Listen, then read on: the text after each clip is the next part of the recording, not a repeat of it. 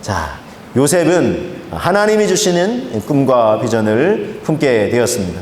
자, 하나님이 앞으로 그의 인생을 통해 펼쳐가실, 물론 아주 선명하진 않지만 뭔가 큰 밑그림을 이제 보여주셨어요. 특별한 인생이 될 것 같은 그런 꿈을 통해 이제 보여주셨는데, 자, 그러면 막 승승장구할 것 같은데, 오히려 상황은 그 반대로 흘러갑니다. 승승장구하기는커녕 그의 인생에 갑작스런 어려움, 역경이 닥쳐요. 이게 어떻게 된 거지? 하고 싶은 이제 그렇게 말하고 싶은 상황이 전개가 됩니다.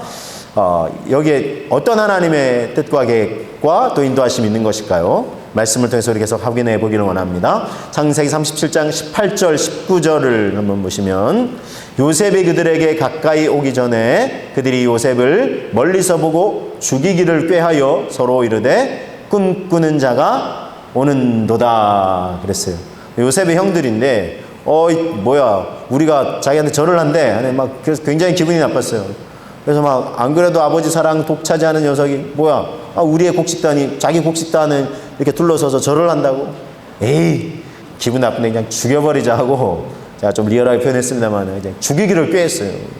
그래서 막 비아냥대는 거야. 야, 꿈꾸는 자가 온다 저거. 이게 막 부러워 사는 표현이 아니에요. 참 어떻게 보면 이 형들의 이 미움, 시기, 질투가 요셉의 인생에 이제 닥칠 역경을 예고하는 것과 같습니다. 자, 여러분, 그런데 이 역경이 왜 요셉의 인생에 이렇게 주어진가 하는 것입니다. 왜냐하면 여러분, 이건 다 뜻이 있기 때문에, 하나님의 뜻이 있기 때문에 그렇습니다. 왜냐하면 이 역경을 통해서 요셉을 하나님께서 빚어가시는 것입니다.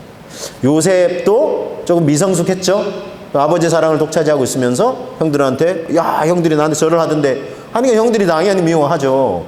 그러니까 이 17세의 소년 요셉은 미성숙했어요. 그래서 지혜롭지 못하게 행동을 했어요. 자, 이런 요셉을 정말 하나님을 향한 온전한 믿음의 사람, 그리고 성숙의 사람으로 빚어가시기 위해서 하나님께서 역경을 활용하시는 거예요. 그래서 요셉의 인생에 이걸 허용하신다는 것입니다. 자, 그래서 훗날 보시면 나중에 요셉이 애굽의 총리가 되고, 그리고 형들을 다시 만나게 됐을 때, 물론 처음에는 너무 힘든 감정을 추스리기 힘들었지만 감정을 추스리고 형들을 용서하잖아요. 품어내잖아요. 성숙한 사람으로 빚어져 가는 거예요.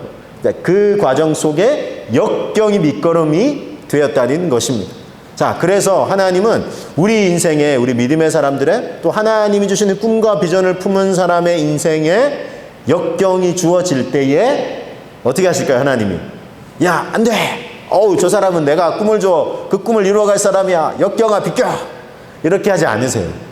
하나님께서 딱 허용을 하세요.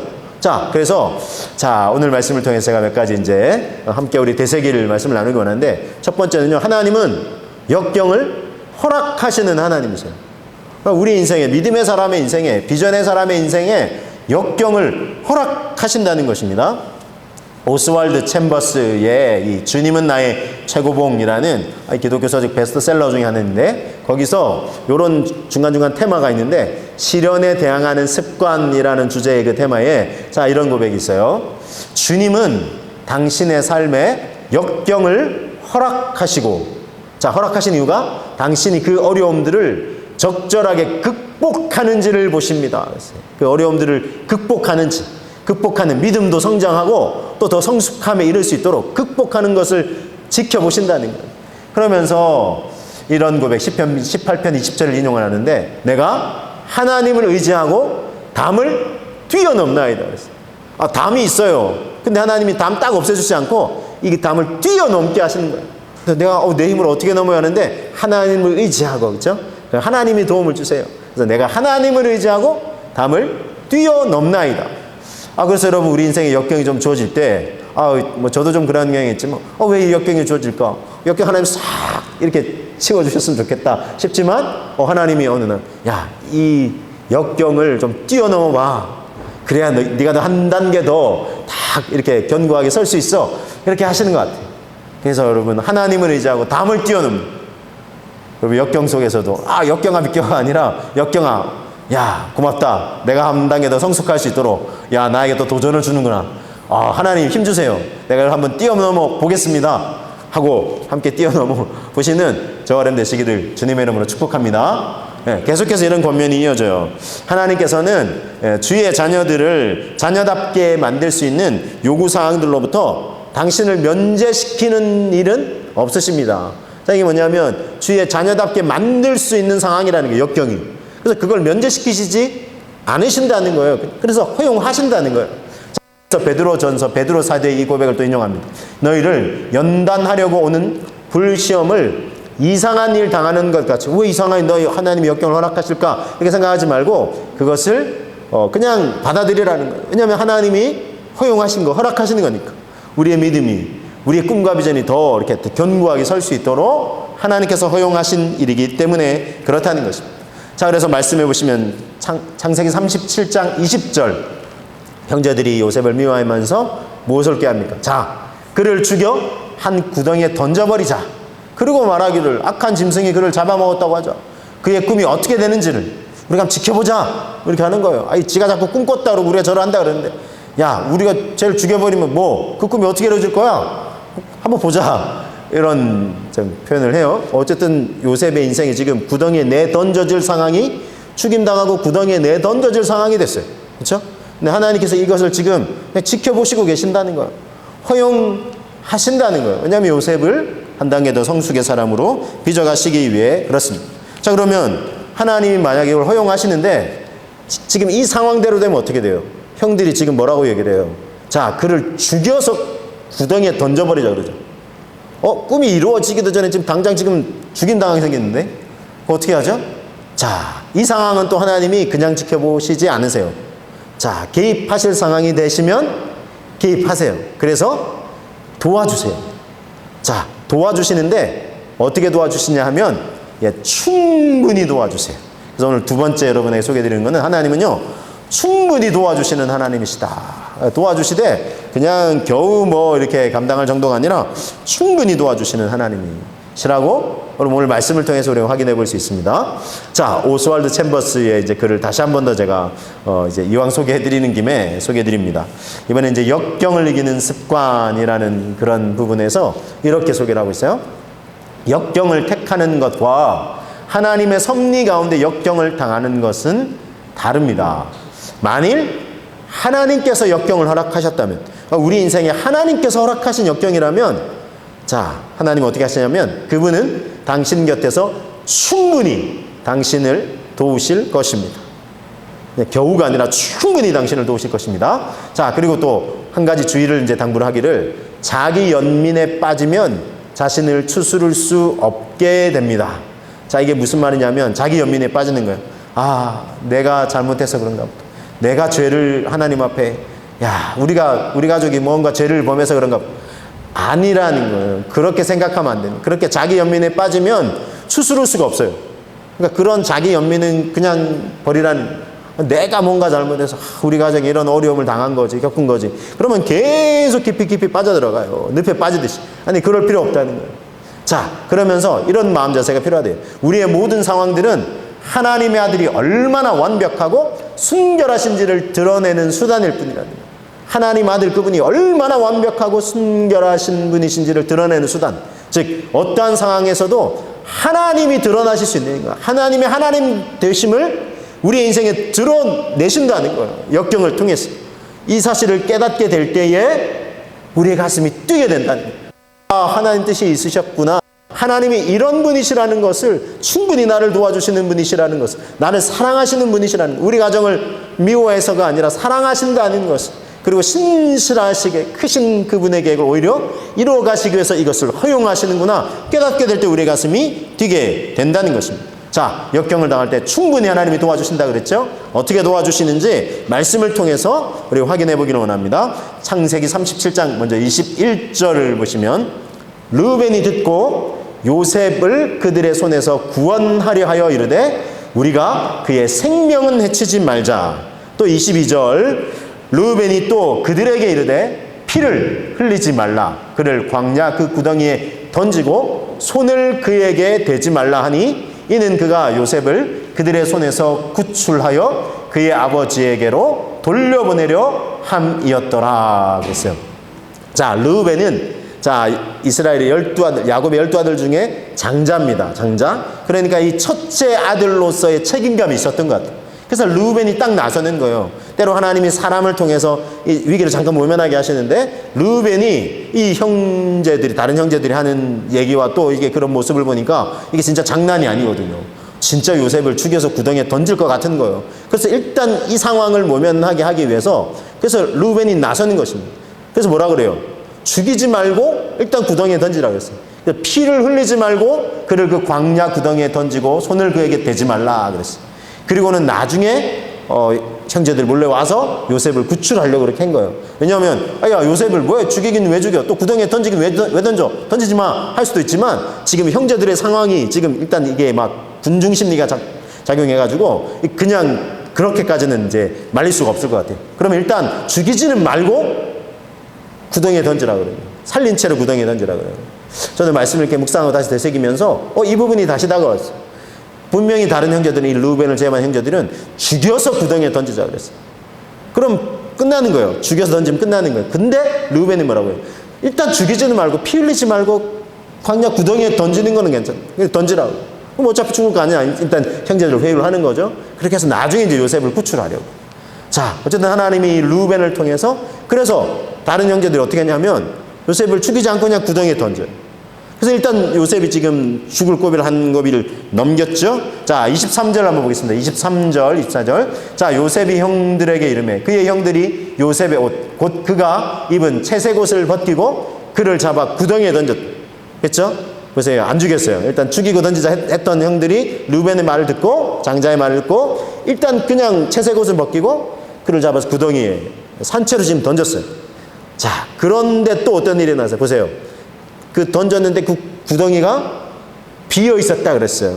그 속에 물이 없었더라 그랬어요.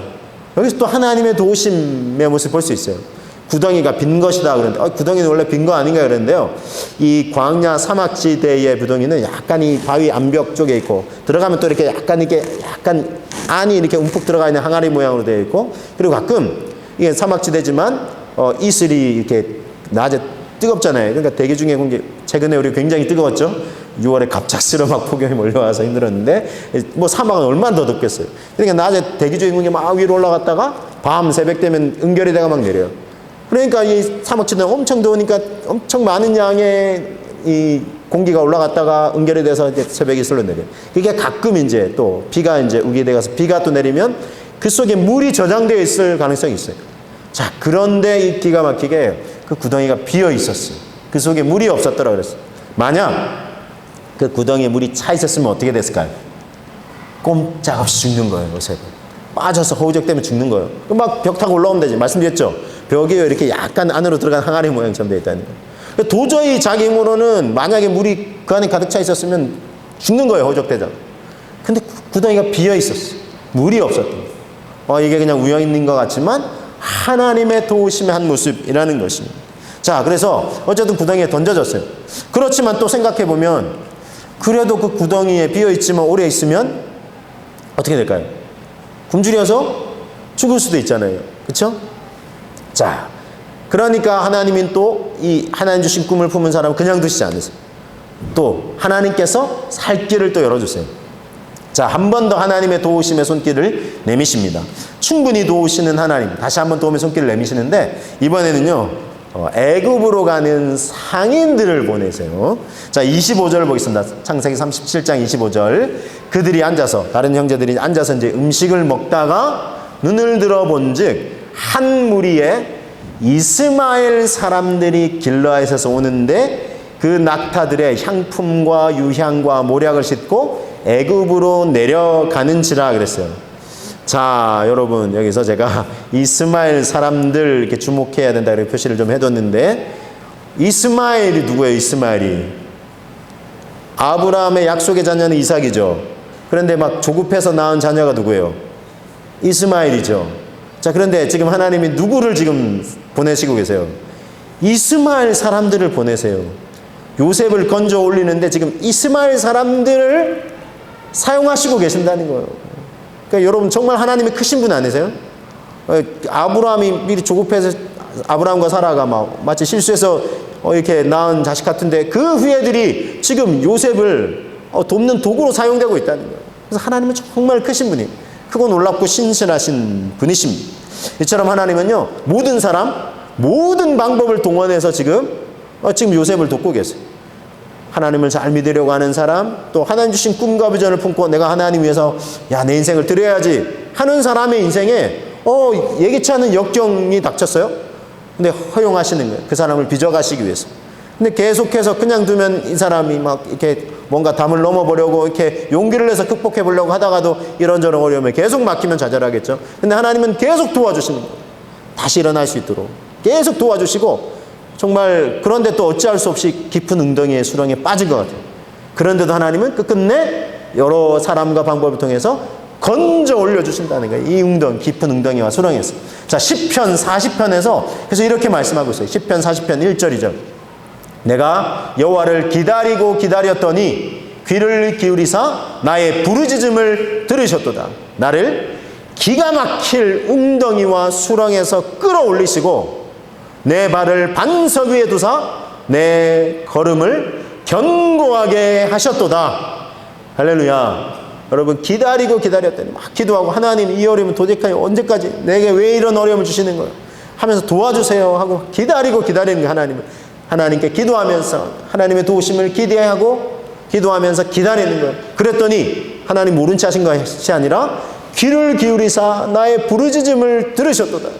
그리고는 끝끝내 나를 기가 막힌, 여기서 기가 막힌다는 거, 와 정말 기가 막히네요, 이런 감탄사도 있지만 이건 너무 정말 기가 막 이게 좌절과 절망이 모든 게 다 뒤엉켜버리고, 그럴 땐 너무 기가 막히고 한숨 짓는 상황밖에 안 됩니다. 근데 그런 깊은 절망의 웅덩이와 수렁에서 나를 끌어올리시고 내 발을 반석 위에, 우리 주 예수 그리스도 위에, 우리 하나님 위에 딱 세우셔서 내 걸음을 견고하게 하신다는 거예요. 그 어떤 역경이, 이 깊은 절망의 웅덩이와 수렁에서 우리를 끌어올리시고, 가진 방법, 사람 모든 걸 다 동원해서 충분히 우리를 도와주시면서 딱 견고하게 우리를 세우신다는 것입니다. 여러분, 이런 하나님의 도우심, 충분히 우리를 도우시는 하나님의 도우심이 나와 함께 하신다는 사실을 믿고, 여러분이 어떤 역경과 어려움 속에서 우리 하나님을 의지하고 우리 담을 넘는 마음으로 도전 정신을 가지고 넘어보자. 하나님이 도와주실 것이다. 충분히 도와주실 것이다. 그 하나님이 나와 함께 하시지 않느냐, 이런 믿음으로 여러분 나아가시는 저와 여러분 되시기를 주님의 이름으로 축복합니다. 여러분, 하나님 그래요. 하나님 충분히 도와주시 여러 방법으로. 네가 깊은 웅덩이와 수렁에서 빠져있는, 절망하고 좌절하고 주저앉아만 있지만 내가 너를 건져주시는 하나님, 그 얼마나 감사해요. 우리를 끝내 건져주시고 도와주시고 딱 견고하게 다시 주저앉지 않도록 딱 견고하게 세워주십니다. 여러분, 그래서 이런 하나님을 경험하게 될 때 3절을 보세요. 시편 40편 3절 어떤 일이 일어나요? 우리 같이 한번 고백해 보실까요? 새 노래 곧 우리 하나님께 올릴 찬송을 내 입에 두셨으니 많은 사람이 보고 두려워하여 여호와를 의지하리로다. 새 노래를 우리에게 주신다는 거예요. 하나님을 새롭게 만나는 거예요. 역경 어려운 가운데 하나님 나를 사랑하지 않고 우리 가정 사랑하지 않고 막 버리시나 했는데 아니었구나. 하나님 정말 나를 사랑하시고 크고 놀라운 계획이 있으시고 나를 끝끝내 이런 방법 저런 방법 이 사람 저 사람 통해서 하나님이 도우시는구나. 사람이 아니라 하나님이 궁극적으로 저 사람을 통해서 나를 도우시는구나. 하나님이 이런 방법으로 나를 도우시고 계시는구나. 우연인 것 같지만 그 구덩이에 물이 없게 하시고 하나님이 이렇게 다 지금 우리를 도와주시고 계시는구나. 그러면 어때요? 새로운 믿음이 생기겠죠? 하나님을 향한 새로운 감사와 감격이 우리 안에 넘치게 되겠죠. 그래서 새 노래로 하나님을 찬송하게 하신다. 그러니까 사람들이 너 삶에 어려움이 있는 거 아닌데 너는 왜 그렇게 어떻게 그런 상황에서도 감사하고 찬송할 수 이유가 뭐냐? 하나님이 우리 가정을 도우신다. 나 하나님 그 안은 찬양하지 않을 수 없다. 그 고백을 듣고 많은 사람들이 여호와 하나님을 의지하게 된다는 거예요. 여러분, 우리가 어려움 가운데 낭망하고 절망만 하고 있다면, 우리도 한숨 쉬고 있다면 하나님 모르는 사람들이 하나님 살아계신 하나님이라고 그러고 그 신실하신 하나님이라고 그러고 얘기하더니 별거 없네 이렇게 생각하고, 그런데 우리가 다 하나님이 우리를 이렇게 도우셨다고, 지금도 도우시고 계신다고, 앞으로도 도우실 거라고, 나 그 하나님을 감사하고 찬송한다고. 어떻게 저럴 수 있지? 저런 상황 속에서 하나님 정말 살아계신가 보다 하고 하나님을 의지하게 된다. 그럼 이런 새 노래, 새로운 믿음, 새로운 감사와 찬송의 고백이 저와 여러분 안에, 이 마음 안에, 삶의 입술에 가득 넘치시기를. 그래서 우리의 그런 모습을 보고 하나님을 의지하는 사람이 한 사람, 두 사람, 많은 사람이 하나님을 의지하게 되시길 주님의 이름으로 축복합니다. 여러분, 우리가 그렇게 되보자고요. 와, 하나님이 우리에게 기대하시는 모습이에요. 그리고 여러분, 저와 여러분이 믿는 하나님은 이런 하나님이세요. 우리가 하나님 잘 믿으려고 하고 하나님 주신 사명 비전, 하나님 그걸 내기 위해서 열심히 살아보겠습니다 할 때 역경 하나님 허용하시지만, 허락하시지만 충분히 도우시고 우리를 끝끝내 믿음의 사람으로 빚어내시고, 우리가 올려드리는 새로운 믿음과 감사의 찬송의 고백, 수많은 사람이 하나님을 믿고 의지하고 돌아오게 하신다는 것입니다. 이와 같은 하나님의 도우심의 은혜가 저와 여러분의 인생과 믿음과 사명의 여정에 가득하게 되실 것을 소망하고 기대합니다. 우리가 그런 믿음으로 주님께 우리 나아갈 수 있기를 원하고요. 하나님은 어떤 분이십니까? 역경을 허락하신다 그랬죠? 근데 그 가운데 충분히 도우신다 그랬죠? 그리고 또 하나님은 어떤 분이시냐면, 오늘 말씀을 통해서 우리가 또 함께 되새겨볼 하나님은 이런 분이세요. 내 생각보다 높으신 하나님이세요. 내 생각보다 높으신 하나님이세요. 자, 이사야서 55장 말씀을 통해서 한번 확인합니다. 8절 9절. 이는 내 생각이 너희의 생각과 다르며 내 길은 너희의 길과 다름이니라. 여호와의 말씀이니라. 이는 하늘이 땅보다 높음 같이 내 길은 너희 길보다 높으며 내 생각은 너희 생각보다 높음이니라 그랬어요. 자, 우리가 엄청난 차이다를 표현할 때 하늘과 땅 차이. 야, 그거 하늘과 땅 차이. 넌 땅, 나 하늘. 뭐 이러죠. 근데 하나님이 이렇게 말씀하신다는 거예요. 야, 네 생각은 미안하지만 땅, 내 길과 내 생각은 하늘이야. 내 생각이 이렇게 높은 걸 알고 좀 나를 잘 믿어봐. 이러시는 거예요. 뭐냐면 우리 생각은 어려움이 있으면 안 돼요. 그렇죠? 하나님 믿는 사람의 삶에, 저는 진짜 그런 사람 봤어요. 하나님 믿는 사람 삶에 아무런 어려움 없어야 된다고. 수험생들 아프고 시험 바로 치는 주간인데 너네 다 합격할 거라. 우리 하나님 믿는 사람 아니냐고. 하나님 믿는다고 다 합격하진 않아요. 그거는 내가 복음이, 내가 복음. 마태, 마가, 누가, 요한 복음 외에 그거는 내가 복음, 내가 만든 복음의 기쁜 소식이 아니에요. 하나님은 허용하신다니까요. 이게 하나님의 생각이에요. 왜 그러실까? 어려움 없는 게 좋지. 우리 생각은, 이 낮은 생각은, 땅의 생각은, 근데 하늘의 생각은 허용하신다는 거예요. 그럴 때 우리를 빚어가십니다. 언젠가 한 TV 프로그램을 본 적이 있는데 미로예요, 미로. 근데 사람 키보다 높은 한 2m, 한 3, 40 하면 웬만한 사람보다는 크잖아요. 그래서 이제 막 여러 갈래 길이 막 있어요. 문도 있는데 막 이리 들어갔다가 막히고 저리 들어가다 막히고, 이 길인가 열리나 하고 갔더니 또 이쪽 길은 막히고. 그래서 이제 딱 이렇게, 근데 위에는 열어놨어요. 그래서 진행자들은 저 높은 곳에서 사회자들, 진행자들 그걸 보고 있어요. 근데 이제 들어간 출연자들은 들어가서 막 이렇게 길을 찾는 거예요. 나가는 길을 찾는 거예요. 근데 미로가 너무 복잡한 거예요. 그러니까 딱 들어갔다가 이 한쪽 오른쪽 왼쪽 문이 있어요. 오른쪽 문 열고 들어갔더니 열리네 하고 들어갔더니 또 열리네 하고 들어갔더니 막히네. 그럼 어때요? 다시 돌아와가지고 다시 또 다른 길로 찾아가고 이렇게 저렇게 하면서 길을 막 찾아가는데, 진행자들이 볼 때는 막 재밌는 거예요. 아이고 저쪽으로 가야 열리는데 이쪽 길을 택했네 저거 하면서 막 또 길이 막 꼬인 것 같아. 막힌 것 같아. 사방팔방 막힌 것 같아. 그럼 다시 돌아와야 되고 또 찾아가야 되고. 그러니까 막 이게 막 미루니까 이게 아까 간 길인데 막힌 길인데 모르고 또 찾아 들어가고 뭐 이런 걸 반복하잖아요. 근데 위에 진행자들은 보니까 재밌는 거예요. 왜냐하면 길이 다 보이거든요. 아이고 거기서는 이 왼쪽 문 택했어야 되는데 아이고 오른쪽 문을 택했네 하면서 그 광경을 지켜보고 있는 거예요. 자, 여러분, 땅의 안목으로는 안 보여요, 길이. 너무 답답하고 막막하죠. 막히고 또 막히는 거예요. 그런데 하늘의 안목을 가지신 하나님은 어때요? 보이신다는 거예요. 그래서 그 길로 우리를 인도해 가시길 원하신다는 거예요. 그래서 하나님의 길 생각은 내 생각보다 높으시다라는 것입니다. 역경을 우리를 빚어가시는 성숙한 믿음과 비전의 사람으로 빚어가시는 도구로 활용하신다는 거예요.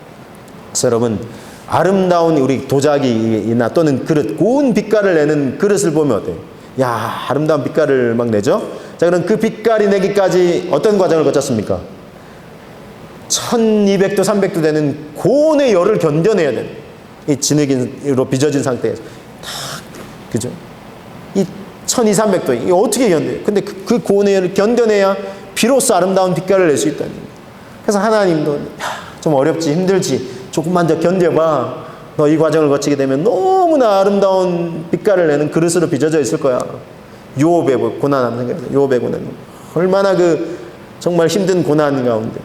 요업이 결국 고백을 하잖아요. 오직 그가 나의 가는 길을 아시나니 그가 나를 단련하신 후에는 내가 순금같이 되어 나오리. 순금같이. 순금이 뭐예요, 여러분? 순금. 불순물이 다 빠진 거잖아요.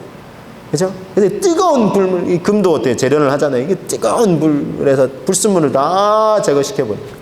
하나님 그런 믿음의 사람으로, 비전의 사람으로, 인격의 사람으로 우리를 쫙 빚으시기 위해서 역경이라는 뜨거운 불을 활용하신다는 거예요. 그래서 그걸 통해서 싹 불순물을, 내 안에 있는 옛날 습관과 정욕과 또 그런 이게 분을 이기지 못하는 모습들 이제 단련을 하시는 게 하나님.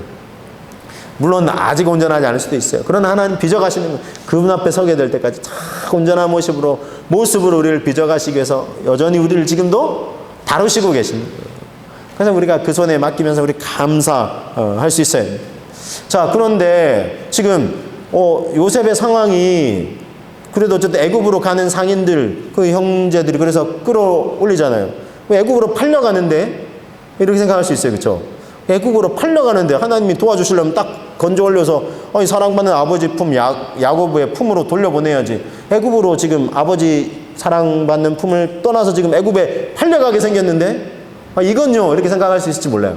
자, 근데 이것도 기가 막힌 여기서 기가 막히는 아주 감탄사. 자, 하나님의 섭리가 있어요. 자, 말씀 통해 확인합니다. 36절, 창세기 37장 36절. 자, 그 미디안 사람들은 그를 애굽으로 갔어요. 누구에게 팔아요?